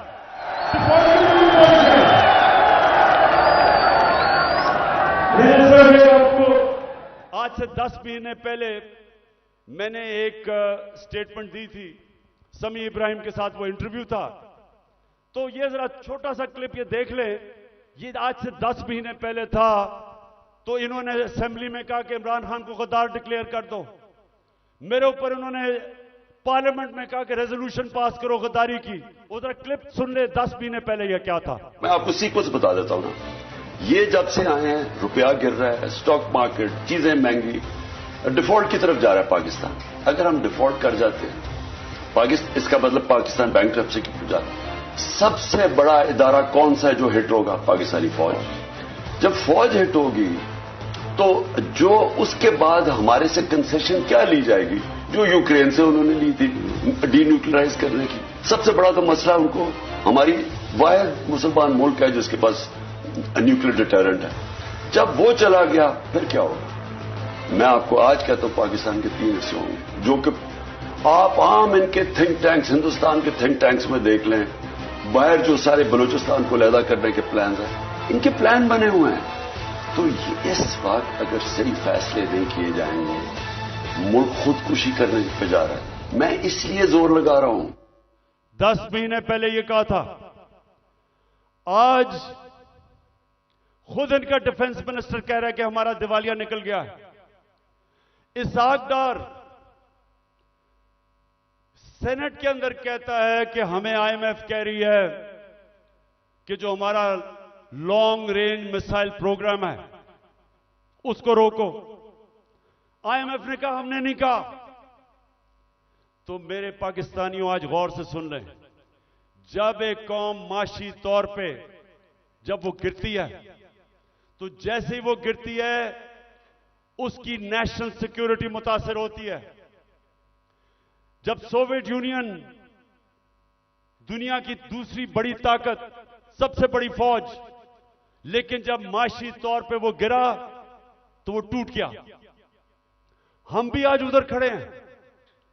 अगर हमने अभी जो मैं ये अब अगली बात आपसे करना चाहता हूं कि अगर मैं अपनी एस्टैब्लिशमेंट इस सारे पाकिस्तानियों को बताना चाहता हूं कि अगर अभी हमने इस मुल्क को ना संभाला, ये सबके हाथ से निकल जाएगा। मैं आज अभी आपको अपना प्रोग्राम देने लगा हूं 10 पॉइंट का कि मैं आगे कैसे हमने मुल्क को निकालना है। तो मैं उससे पहले मैं आज पाकिस्तान की एस्टैब्लिशमेंट से सवाल पूछता हूं कि मुझे यह बताएं कि यह तो वाज़ेह है आपने फैसला किया हुआ है कि इमरान खान के ऊपर लकीर डाली हुई है, हमने जी इमरान खान को जीतने नहीं देना। ये सारा ड्रामा, सब कुछ, इलेक्शन डिले, ये सारा जो मेरे घर के ऊपर वारदात, लोगों को पकड़ा जा रहा है, मकसद एक है कि इमरान खान को हमने इक्तदार में नहीं आने देना। तो मैं आपसे पूछता हूं कि अगर चले ना आने दें, लेकिन अपना बताएं कि आपके पास कोई प्रोग्राम है? क्या आपके पास कोई प्रोग्राम है मुल्क को इस तबाही से निकालने का? क्या कोई रोड मैप है? मैं चैलेंज करता हूं कि ये जो ऊपर लोग बैठे हुए हैं, इनका इनके पास कोई अहलियत है, ना इनके पास नियत है। इन लोगों के तो सारे पैसे बाहर पड़े हैं। ये तो पाकिस्तान से जब मसला आता है ये बाहर भाग जाते हैं। तो इनके पास, अगर आप कोई समझते हैं कि ये मुल्क को संभाल सकेंगे जिस तेजी से हम नीचे जा रहे हैं, तो ये तो नहीं होने लगा। तो क्या आपके पास अगर और कोई प्रोग्राम है तो बताएं। अगर आप मुझे आज ये कह दें कि हमारे पास ये प्रोग्राम है, इससे मुल्क उठ जाएगा और इसलिए इमरान खान आपको नहीं आना चाहिए, मैं कहूंगा ठीक है, मैं अपने मुल्क के लिए पॉलिटिक्स कर रहा हूं, मुझे कोई क्या दे सकता है कोई, तो मैं ठीक है, लेकिन मुझे बताएं कि क्या प्रोग्राम है, क्योंकि मुझे पता है किसी के पास कोई प्रोग्राम नहीं है। प्रोग्राम अब ये मैं आपको बताने लगा हूं क्या है पाकिस्तान को। जिधर आज पाकिस्तान पहुंच गया, कोई आसान रास्ता नहीं है इसको इस मुश्किल से निकालने का। अब सारे मुश्किल फैसले हैं, लेकिन मुश्किल फैसले वो कर सकता है जिसके पास पब्लिक मैंडेट हो, जो इलेक्शन से पब्लिक की वोट के जरिए आया हो, जिसको पब्लिक जिस पे एतमाद करे, वो बड़े बड़े फैसले करेगा। वो इस मुल्क को जब तक एक वो जमात जो गवर्नमेंट में आएगी पब्लिक के मैंडेट से, पब्लिक की वोट से, वो पहला कदम होगा, क्योंकि जब एक 5 साल के लिए हुकूमत आएगी तो लोगों को, बिजनेस कम्युनिटी को एतमाद होगा कि पॉलिटिकल स्टेबिलिटी आ गई है। उसके बाद अगला स्टेप होगा। और मैं आज आपको बताऊं कि हमारा मसला क्या है। हमारा 2 मसले हैं। हम जितने भी पैसे टैक्स से इकट्ठे करते हैं वो काफी नहीं है, हमारे खर्चे बहुत ज्यादा हैं, हमें कर्जों के ऊपर किस्तें देनी पड़ती हैं, वो बढ़ती जा रही हैं। तो हमारे पास इतना पैसा नहीं है और हम शुरू ही करते हैं, हम शुरू ही होते हैं खसारे से और हमें कर्जे पे मुल्क चलाना पड़ता है। ये पहला मसला है। दूसरा मसला है कि जो डॉलर्स मुल्क में आते हैं उससे बहुत ज्यादा डॉलर्स मुल्क से बाहर जाते हैं। हमारे पास डॉलर की कमी है, जिसको करंट अकाउंट डेफिसिट कहते हैं। हमने कभी माजी में कोशिश ही नहीं की अपनी एक्सपोर्ट्स बढ़ाने की। जो भी मुल्क तरक्की किया है, ईस्ट एशिया, चाइना, सब ने अपनी एक्सपोर्ट्स बढ़ाई हैं। एक्सपोर्ट्स बढ़ाती है तो डॉलर आते हैं। हमने कभी कोशिश ही नहीं की। हमारी इंपोर्ट्स बहुत ज्यादा हैं। तो अब मैं आपको बताऊं कि ये दो हमारे खसारे हैं। एक की वजह से रुपए पे प्रेशर पड़ता है, रुपया गिर जाता है। रुपया गिरता है, महंगाई होती है, गुर्बत होती है। और दूसरी वजह से कि हम सारा वक्त, क्योंकि हम टैक्स ही कितना नहीं इकट्ठा करते, सारा वक्त हमें मसला पड़ा रहता है। हम बैंकों से और पैसे लेते हैं, उसके ऊपर सूद होता है, तो हम इधर फंसे हुए हैं। तो इसके लिए सबसे पहले पाकिस्तान के अंदर एक उस तरह की सर्जरी करनी पड़ेगी। मुल्क का गवर्नेंस सिस्टम ठीक करना पड़ेगा। उसके लिए रूल ऑफ लॉ लाना पड़ेगा। मुल्क की एनवायरनमेंट चेंज करनी पड़ेगी। जिस तरह हम गवर्नमेंट चलाते हैं बिल्कुल चेंज करना पड़ेगा। और जो हमने डॉलर मंगवाने हैं मुल्क के, जरा गौर से सुने, मैं आखिर में पहुंच रहा हूं। डॉलर कैसे आएंगे? एक्सपोर्ट्स बढ़ाने में तो टाइम लगेगा। एक तरीका है डॉलर लाने का, ये जरा गौर से सुन लें। और आज बैरूनी मुल्क पाकिस्तानी भी सुन रहे होंगे, मैं उनको भी बताना चाहता हूं कि देखिए, मैं बड़ी देर से एक ही बात कहता हूं कि सबसे बड़ा असासा पाकिस्तान का बैरूनी मुल्क पाकिस्तानी है। उनके पास जो डॉलर्स पड़े हुए हैं, अगर हम अपना गवर्नेंस सिस्टम ठीक कर लें, हम अपना रूल ऑफ लॉ ठीक कर दें, हम इस मुल्क के अंदर एतमाद अपने सिस्टम में ले आए कि अगर वो अपना सरमायाकारी करते हैं पाकिस्तान में, तो हमारा जो अदलिया का निजाम है, जो हमारा गवर्नेंस सिस्टम है, वो उनके सरमाए की हिफाजत करेगा। मैं आपको फिगर्स बताता हूं। 18,000 अमेरिका के अंदर पाकिस्तानी डॉक्टर्स हैं। फिर से सुन लें, पाकिस्तानी अमेरिकन डॉक्टर्स अमेरिका में 18,000 हैं। आपको पता है कि उनकी टोटल वेल्थ कितनी है? 18,000 पाकिस्तानियों की वर्थ कितनी है? 200 अरब डॉलर। 200 अरब डॉलर जो IMF के पास हम घुटनों के ऊपर हैं, हम 6 अरब डॉलर मांग रहे हैं। 200 अरब डॉलर 18,000 पाकिस्तानी अमेरिकन के हैं। हमारे जो 10 पाकिस्तानी अमेरिकन टॉप बिजनेसमैन हैं, सिर्फ 10, आपको पता है उनके पास उनकी वर्थ क्या है? 25 अरब डॉलर। 25 अरब डॉलर। तो 6 अरब डॉलर के पीछे हम आज IMF के पीछे हैं। आपको पता है कि इस मुल्क से सिर्फ दुबई में, यह ब्लूमबर्ग की रिपोर्ट है कि इस मुल्क से सिर्फ दुबई में चंद सालों में पाकिस्तानियों ने कितनी प्रॉपर्टी ली है? 10.4 अरब डॉलर। यह ब्लूमबर्ग की रिपोर्ट है। तो पाकिस्तानी अमीर हैं, मुल्क गरीब है। और इसके लिए हमने वो सिस्टम बनाना है। जब तक वो माहौल नहीं बनेगा, जिसको एनेबलिंग एनवायरनमेंट कहते हैं, हम इनका पैसा नहीं ला सकते। ये अभी तक सिर्फ प्रॉपर्टी में पैसा लेते हैं, प्लॉट्स लेते हैं, लेकिन जब तक वो सरमायाकारी पाकिस्तान में नहीं करेंगे, हम इसी तरह ही घुटनों के ऊपर रहेंगे। जिस वक्त हमने अपना सिस्टम ठीक कर लिया, उन्होंने सरमायाकारी शुरू कर दी पाकिस्तान में, आप यकीन करें कि वो उनको देखते हुए सारी दुनिया से सरमायाकारी आएगा। यहां जो चाइना कैसे ऊपर गया? चाइना ने सबसे पहले अपना सिस्टम ठीक किया। उसके बाद जो बैरून मुल्क चाइनीज थे वो वापस आए, उन्होंने सरमायाकारी की। जब उन्होंने की जब सरमायाकारी शुरू हुई तो वो इस तरह है कि जिस तरह शहद के ऊपर मक्खियां आती हैं, सारी दुनिया से सरमायाकार आ गया।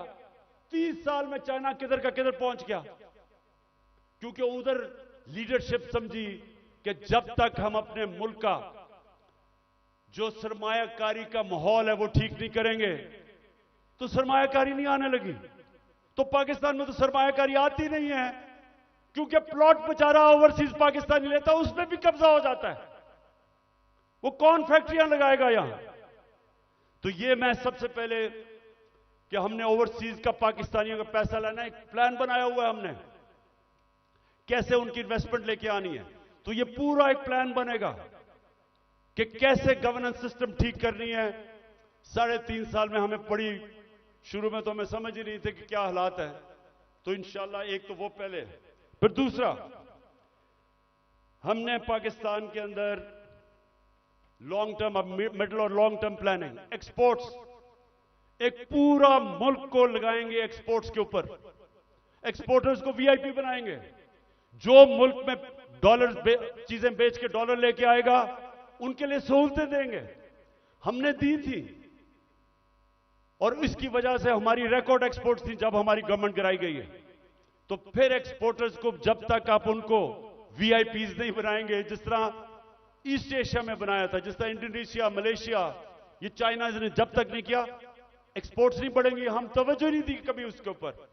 फिर आईटी, हिंदुस्तान की 140 अरब डॉलर की आईटी एक्सपोर्ट्स है, हमने कभी तवज्जो ही नहीं दी। हमने जब दी थी तो 2 सालों में 70% हमारी आईटी की एक्सपोर्ट बढ़ गई थी। उनको हमने उठाना है क्योंकि फ्यूचर टेक्नोलॉजी का है। तीसरी चीज टूरिज्म, पाकिस्तान के पास कभी हमने तवज्जो नहीं दी। ये मुल्क, और हमारी बदकिस्मती के 2 साल कोविड हो गया, कोरोना हो गया, उसके बाद टूरिज्म खत्म हो गई। तो इंशाल्लाह पूरा मेरा प्लान है कि इस बार इंशाल्लाह अल्लाह ने मौका दिया, कैसे टूरिज्म उठाएंगे। उसके अलावा हमने कभी तवज्जो ही नहीं दी मदनियात पे, मिनरल्स पे। वो इसलिए क्योंकि वो सूबाई सब्जेक्ट बन गया है, सूबों के पास कैपेसिटी नहीं है। तो इस वक्त पूरा जोर लगाएंगे कि कैसे हमने पाकिस्तान के, और यहां बहुत अल्लाह ने नेमतें बख्शी हैं मदनियात में, लेकिन हमने तवज्जो नहीं दी, उससे भी हम डॉलर पाकिस्तान में आ सकते हैं।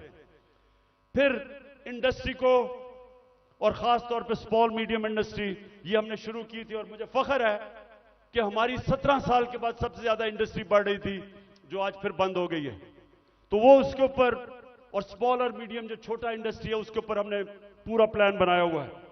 फिर अपनी ज़राअत की हमने सिर्फ प्रोडक्टिविटी बढ़ानी है। चाइना के साथ हमने बात कर ली थी कि कैसे हम पैदावार बढ़ा सकते हैं, और उन्होंने आना था, और बदकिस्मती फिर कोरोना की वजह से 2 साल चाइना बंद हो गया, तो उसका पूरा प्लान बना हुआ है। फिर जो बड़े बड़े पीआईए, रेलवे, गवर्नमेंट कॉरपोरेशन, ये सबसे ज्यादा नुकसान करती हैं पाकिस्तान में। जो हमारा जो पैसा आवाम पे खर्च होना चाहिए वो नुकसान पे चला जाता है। इनको रिस्ट्रक्चर करना है, ये भी हम आखिर में बना था, लेकिन हमारी गवर्नमेंट चली गई। इसका पूरा प्लान है।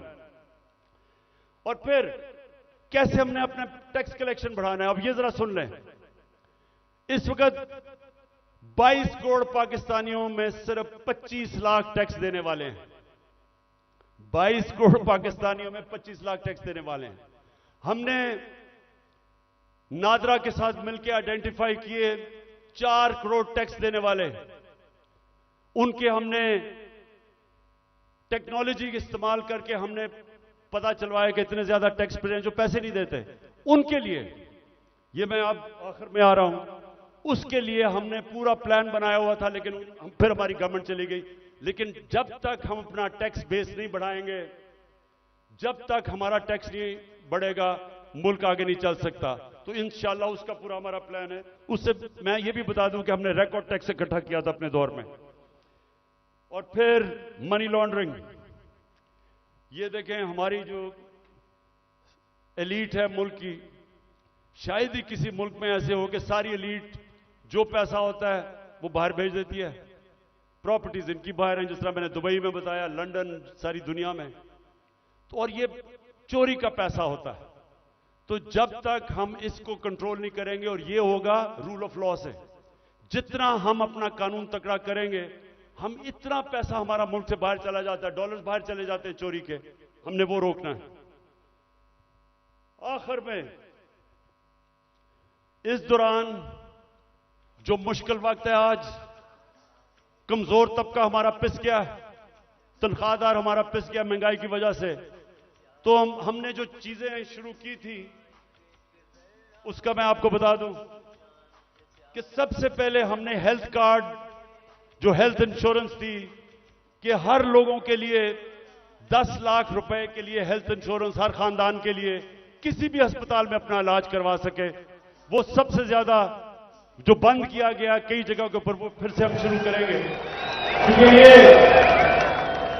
आजकल के दिनों में, महंगाई के दिनों में, एक बीमारी हो जाती है घर में, सारा घर मकरूज हो जाता है। तो जो हेल्थ कार्ड है वो हमारा पूरा इनिशिएटिव है, और इंशाल्लाह वो नंबर 1 होगा कि हमने अब लोगों को कैसे तहफ़्फ़ुज़ देना है, सोशल प्रोटेक्शन कैसे करनी है। दूसरा, हमने सानिया निश्चित ने एक जबरदस्त प्रोग्राम निकाला है, और वो है हमने अब राशन देना है लोगों को। वो कैसे करना है?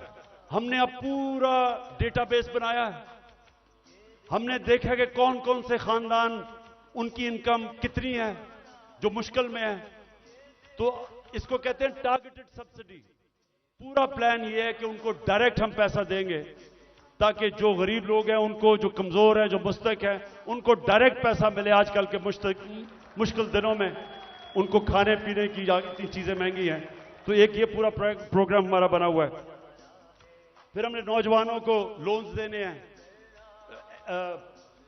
सूद के बगैर कर्जे, ताकि वो अपनी बिजनेस से शुरू कर दे। हमने कामयाब जवान में काफी किया था, लेकिन इंशाल्लाह उसको अब और आगे लेके जाएंगे। फिर घर बनाने के लिए, तनख्वाहदार तबकों के लिए हमने पहली दफा पाकिस्तान में घर बनाने के लिए हाउस फाइनेंसिंग शुरू की थी। सस्ते सूद के ऊपर कर्जे, यानी अगर, क्योंकि कैश तो लोगों के पास होता नहीं है, लेकिन जितने पैसे लोग किराए पे दे रहे हैं वही किस्त बन जाए और उसी में घर उनका हो जाए। तो ये हमने पूरा स्कीम शुरू की थी, फिर से करेंगे, क्योंकि तनख्वाहदार लोगों के लिए अपना घर बनाना नामुमकिन है, वो फिर से शुरू करेंगे। फिर कच्ची आबादी, इतनी ज्यादा कच्ची आबादियां हो गई हैं, हमने आखिर में ये प्रोग्राम बनाया था क्योंकि टाइम लगा डेवलप करने में। अब सारी कच्ची आबादियों के अंदर, ये मलेशिया में भी हुआ है, ये तुर्की में भी हुआ है, हम क्या करेंगे कि उनको, उनके लिए मॉडर्न फैसिलिटीज उधर ही खड़ी करेंगे, और डेवलपर को कहेंगे कि वहां एक बिल्डिंग बना ले, और वो ही उनके लिए बिल्डिंग बनाए जिधर उनको फैसिलिटीज मिल जाए, पानी मिले, सही माने में वो रह सके, बजाय गंद के अंदर कच्ची आबादी में लोग रहते हैं, और घर भी अपना हो जाए।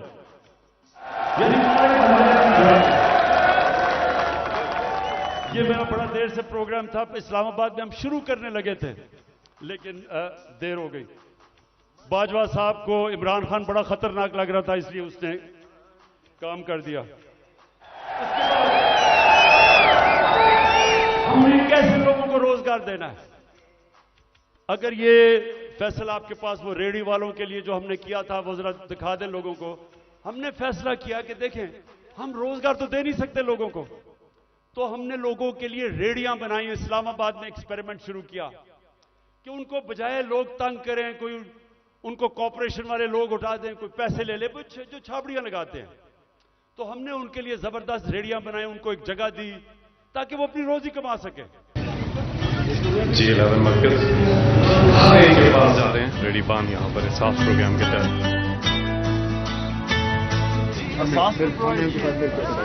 जी बहुत शुक्रगुजार हैं आप लोगों के, हमारे बारे में इतना कुछ सोचा सर भी आप लोगों।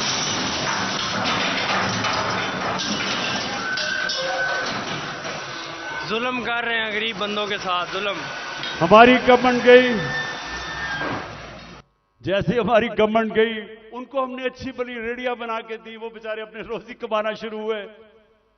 ये इंपोर्टेड हुकूमत ने वो सारी रेडियां आपके सामने खत्म की। देखिए, न्यूयॉर्क आप जाएं, पता नहीं कितने आप में से लोग गए हैं, वहां हर जगह पे उन्होंने अपनी अपनी स्टॉल्स लगाए होते हैं सड़कों के ऊपर, और रोजगार कमा रहे होते हैं, उनको इजाजत होती है। हम क्यों नहीं करते? वो बेचारे पॉश एरियाज के अंदर, इस्लामाबाद के ब्लू एरिया में नहीं जी, वो खास कोई लोगों का इलाका है जिधर बेचारा आम आदमी रोजी नहीं कमा सकता। तो इसके ऊपर भी इंशाल्लाह अब हमने प्लान बनाया हुआ कि सारे पाकिस्तान में आम लोगों को मौका दें, अपनी जगह बनाएं ताकि रोजी कमा सके, बच्चे पाल सके।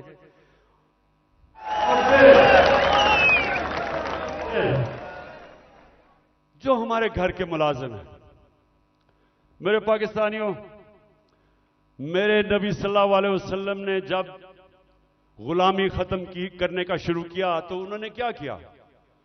उन्होंने कहा कि जो आपके घर में गुलाम हैं उनको इस तरह रखो कि जैसे वो आपके घर में आपकी फैमिली है, उनको वही खाना खिलाओ, उनको अच्छी तरह रखो। ये उन्होंने पहला कदम उठाया था कि उनको इंसान समझो, उनके भी हुकूक हैं। मैं जब बरतानिया गया तो उधर मैंने पहली दफा देखा कि जब किसी के भी घर में कोई काम करने आता है तो उसका कॉन्ट्रैक्ट होता है, कितनी देर काम करेगा, छुट्टी कब मिलेगी, तनख्वाह कितनी होगी, ये कॉन्ट्रैक्ट साइन होता है। मुझे अफसोस से कहना पड़ता है कि हम अपने मुल्क में अपने मुलाजमों को ठीक नहीं रखते और ये हमारे दीन के खिलाफ है। हमें बिल्कुल उस तरफ जाना चाहिए कि उनको हम कॉन्ट्रैक्ट्स दें, बताएं कि जितना पैसा मैं आपको दे सकता हूं उसके मुताबिक करें, उनको छुट्टी दें, उनके ऊपर पूरी कोशिश करें कि वो आपके जिस तरह फैमिली मेंबर है। ये हमारे दीन का हिस्सा है और मेरी पूरी कोशिश है कि हमारे जो मुलाजिम हैं घरों में काम करते हुए उनको आहिस्ता आहिस्ता हम राइट्स दें, उनका ध्यान रखें। वो भी इंसान है और वो क्योंकि कमजोर हैं उनको बुरी तरह हम रखते हैं। और जिन मुल्कों को हम काफिर कहते हैं या हमारे दीन के नहीं हैं, आप हैरान होंगे कि कितनी इंसानियत है उनमें अपने मुलाजमों के लिए। आखिर में जी मेरे पाकिस्तानियों, मैं आज आपका खास तौर पर शुक्रिया अदा करना चाहता हूं कि इतनी रुकावटों के बावजूद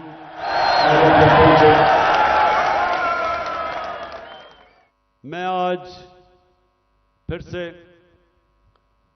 अपने मुल्क में जो इस वक्त ताकत में है उन सबको पैगाम देना चाहता हूं कि देखें, जिस तरफ हमारा मुल्क जा रहा है, मैं फिर से कहता हूं, मुझे खौफ है कि ये उधर पहुंच जाएगा जिधर कोई भी इसको रोक नहीं सकेगा।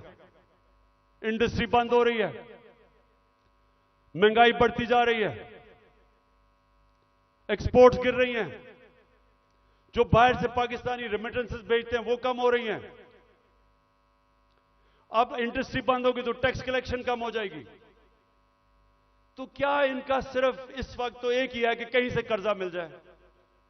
कर्जे बढ़ते जा रहे हैं, आमदनी सुकड़ती जा रही है। एक घर जब उसमें मुश्किल वक्त आता है, उसके ऊपर कर्जा चढ़ जाता है, तो वो क्या करता है? वो अपने खर्चे कम करता है, अपनी आमदनी बढ़ाने की कोशिश करता है। हमारी तो आमदनी सुकड़ती जा रही है। तो मैं आज सबको कहना चाहता हूं कि अगर आप मुझे यह बता दें कि इस दलदल से निकलने के लिए हमारे पास स्वाए साफ और शफाफ इलेक्शन की कोई और प्लान है तो मुझे बता दें। और कोई आपके पास प्रोग्राम नहीं है। इस वक्त सिर्फ प्रोग्राम बना हुआ है कि इमरान खान को बाहर कैसे करना है। फिर से मैं कहता हूं, कोई तो आपके पास प्रोग्राम होगा। एक तेजी से तबाही की तरफ मुल्क जा रहा है।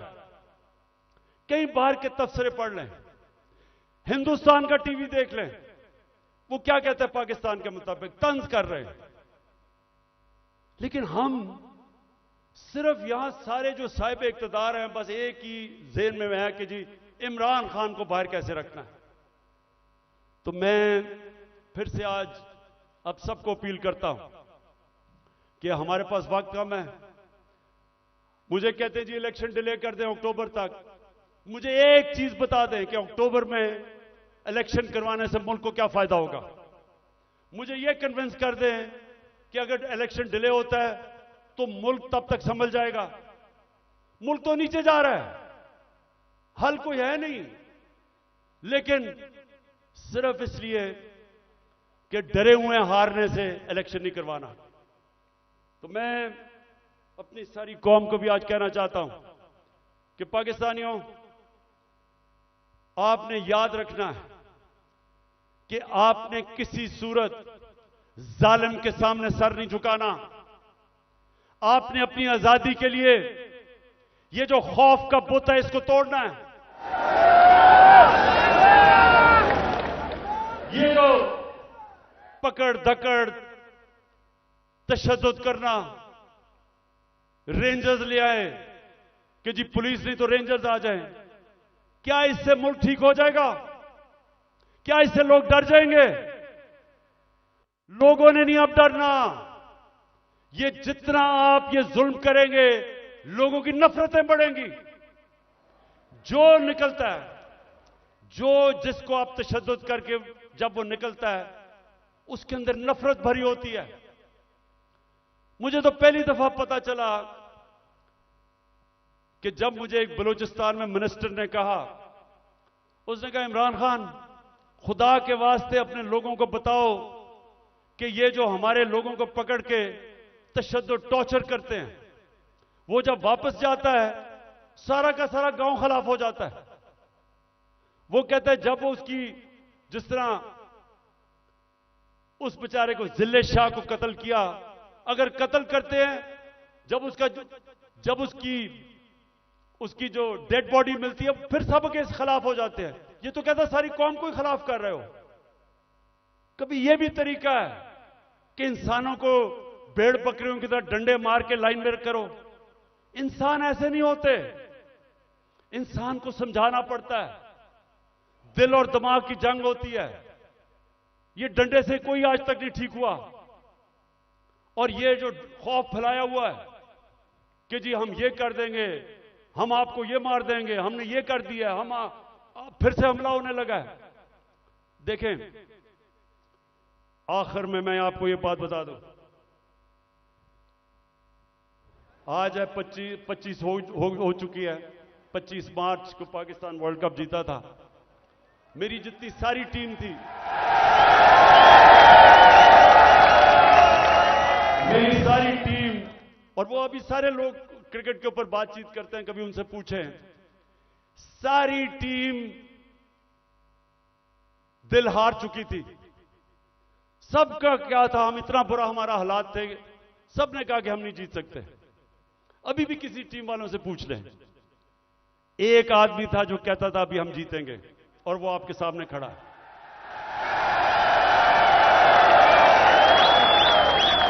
आखिरी गेंद तक लड़ने वाला कप्तान था मैं, और अभी भी आखिरी गेंद तक लड़ूंगा अपने मुल्क के लिए। मुझे किसी का खौफ है। अल्लाह कुरान में कहता है जो लोग ईमान ले आए अल्लाह उनके खौफ दूर कर देता है, खौफ से आजाद हूं।